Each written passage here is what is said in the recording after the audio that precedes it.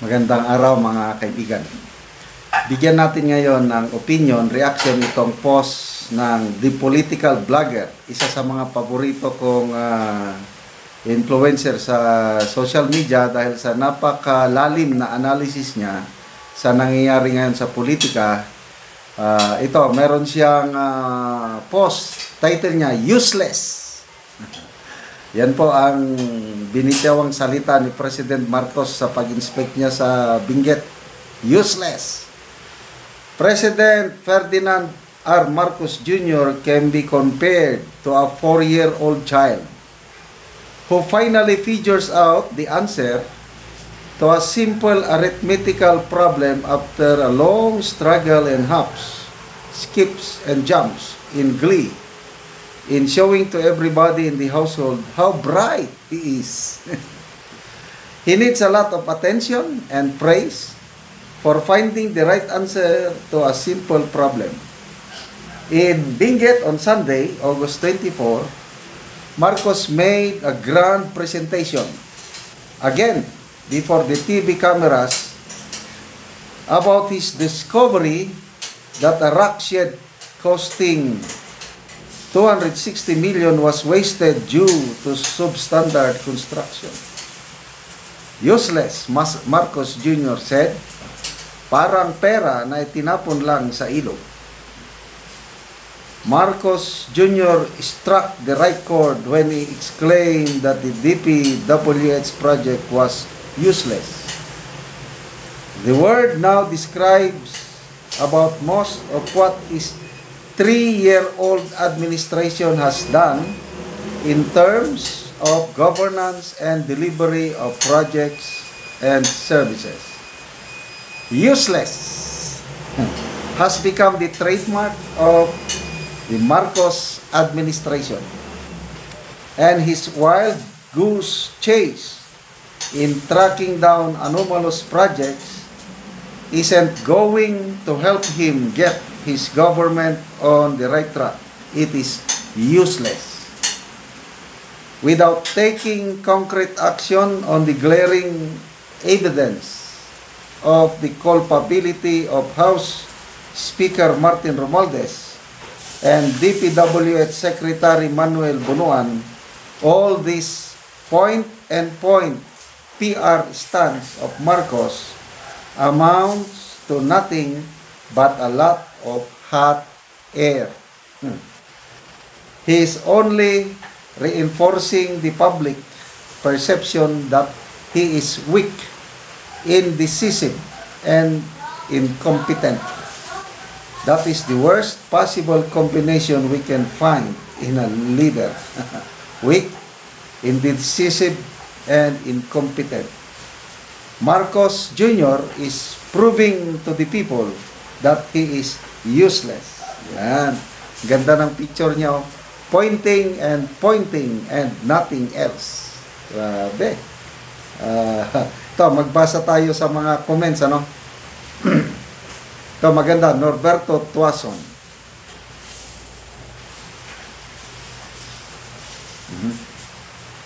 Yon. Represented by the pea-brained cartoonist in this paper who portrayed Marcos as boldly going against the corrupt, we have a mercenary mainstream media refusing to see this elephant in the room. President Marcos himself, who, either out of laziness, an innate disinterest in governance, ignorance on how to manage corporate organizations, and perhaps a kleptocratic DNA, who wouldn't and couldn't stop corruption on a massive scale in his so far 3 years of rule. Bienvenido Biagtan. Precisely, he need to draw a strategic plan with all stakeholders, not a band-aid tactic. Yung ginagawa niya, bisibisita lang, tapos kausapin ng media, para ipalabas na may ginagawa siya. Yun ang sinasabing band-aid.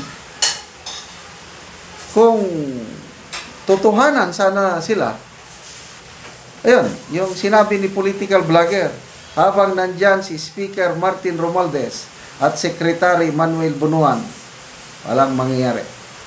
And I agree. Gusto nilang solusyonan ito, sabi ni Senator Lacson. Hindi pwede yung tanggal-tanggal lang kasi ang nangyari ngayon, pag may anomalyang na-discover, tanggalin lang, i-floating status lang yung ano. Ban-id yun, sabi ni Senator Lacson. Kailangan surgical operation. Kanang no-nonsense reform mag-start sa DPWH kung gusto niyang masolusyonan itong problema sa flood control problem. Wala. Ayaw niyang tanggalin si Secretary Bunuan. I don't know sa inyo Ako, posibleng walang kinalaman si Secretary Bunuan sa mga ginagawa sa district or regional level. Kailang mahina siyang secretary. Parehas siya ni Presidente, sobrang bait. Ang kailangan mo ngayon sa DPWH, yung borrowing the term of Senator Lacson, kailangan mo yan ng bastonero. Yung example, sa DNR nung una, may mga problema sa DNR. Nung inilagay ni Tatay Digong si General Simato, wala na. Tumahimik ng DNR at tumino. Dahil merong respetadong general na he knows what to do. At saka hindi ka pwede magsilbi sa kanya. Ganyan sana. Kung para hindi magsilbing useless itong ginagawa ngayon, ang very concrete example is palitan na si Secretary Bunuan, maglagay ng isang bastonero. At yung kumakalat na balita, bali-balita lang ito, I don't know how true, Mayor Magalong, posibleng DPWH Secretary, yan, may pag-asa na po tayo. Totohanan na. Pag si Mayor Magalong o katulad niya ang ilagay na DPWH Secretary, kung yung mga the likes of Congressman Libeste, Mayor Vico Soto, yung mga ganyan ba? Mayor Moreno, yung talagang ganahan ko si Mayor Moreno, parang style di ko, napapamuras yung mga PI yung mga congressman kayo, mga ganon. Wala pointing lang, inspect lang, mamaya kausapin ng media, yun na, bogi na sila, ganon lang. Walang mangyayari sa problema sa flood control project sa mga ganyang style. Salamat mga kaibigan sa inyong pagsubaybay sa ating channel. Nakakatulong kayo ng malaki sa tribong Talandig ng Bukidnon. Dahil ang sweldo natin sa channel na ito is pantulong sa tribo. Namimigay tayo ng mga libreng yero at pako para makapagpatayo sila ng maayos na tirahan. Panoorin nyo ang video na ito.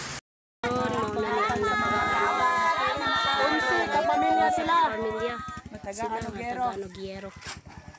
Mauna ang babaw ng ilang kargahan.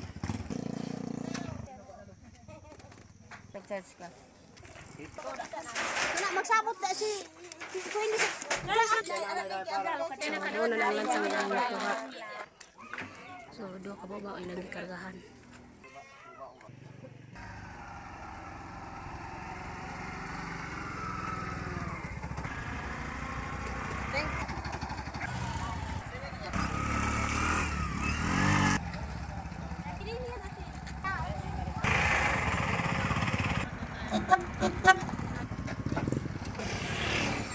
Abot na gid sila. Karon abot na gyud ang yero sa gitabang sa mga tao. Karon abot na gid sila sa ilang balay nga ilang istan. Mo na ni ang mataga ni Gero. Abot na sila sa ilaha.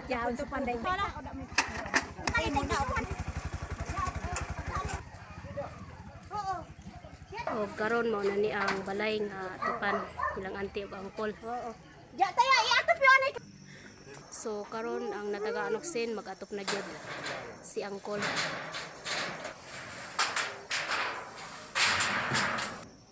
O karon nahuman na gyud si angkol sa iyang balay nga giatupan.